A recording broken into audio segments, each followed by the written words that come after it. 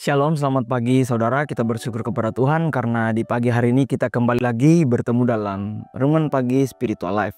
Pagi hari ini kita akan kembali merenungkan firman Tuhan dalam Keluaran pasal 28 ayat 35 sampai ayatnya yang ke-38. Dengan judul Iman yang berbunyi, pikiran yang kudus. Saya akan membacakan bagian firman Tuhan bagi kita semua. Demikian firman Tuhan. Harun harus memakai jubah luar itu ketika ia menyelenggarakan ibadah, dan bunyi kerincing harus terdengar ketika ia masuk ke tempat kudus di hadapan Tuhan dan ketika ia keluar supaya ia tidak mati. Engkau harus membuat lempengan dari emas murni dan mengukir di atasnya seperti ukiran cincin meterai kudus bagi Tuhan.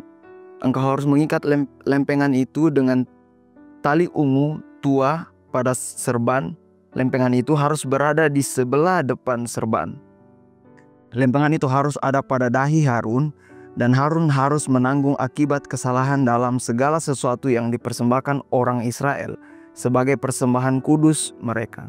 Lempengan itu harus tetap ada pada dahinya supaya Tuhan berkenan kepada mereka. Saudara yang terkasih, ketika Tuhan menetapkan pakaian bagi Harun sebagai imam besar, dia tidak melewatkan satu pun detail kecil. Di ujung jubah Harun tergantung lonceng-lonceng kecil yang berbunyi setiap kali ia berjalan masuk atau keluar dari tempat kudus. Di dahinya terikat lempengan emas yang bertuliskan kudus bagi Tuhan. Keduanya bukan sekedar hiasan, melainkan lambang kehidupan rohani yang Tuhan inginkan dari setiap orang yang melayaninya.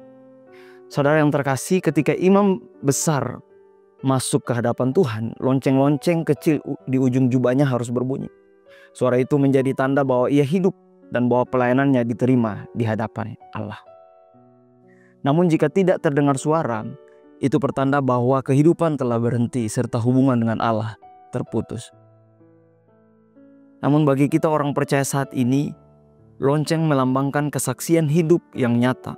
Hidup orang percaya seharusnya berbunyi di hadapan dunia, bukan dengan kebisingan kata-kata, tetapi dengan nada, kasih, kebenaran, dan kesetiaan.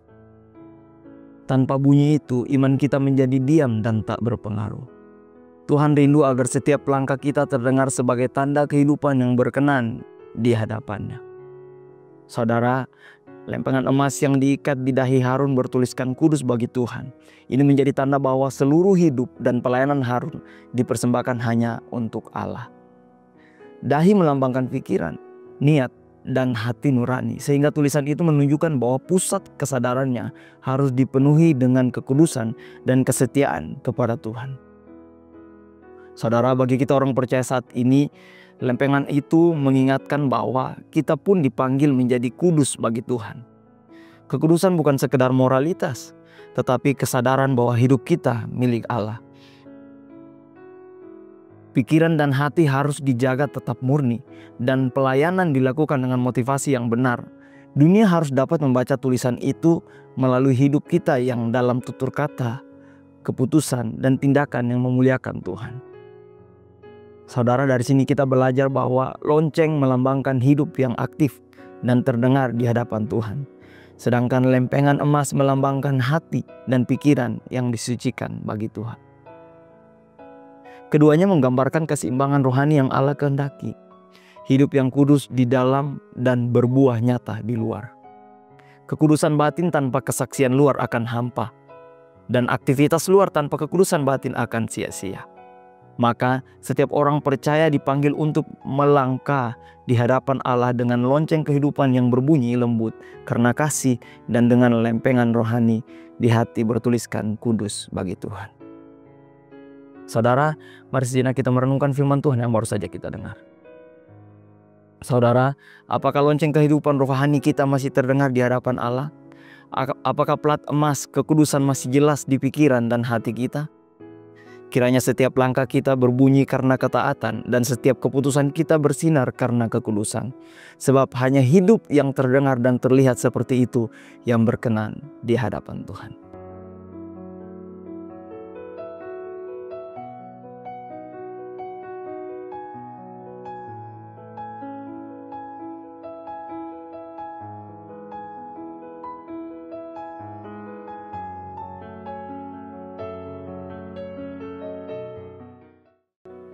Demikian firman Tuhan hari ini, mari kita berdoa.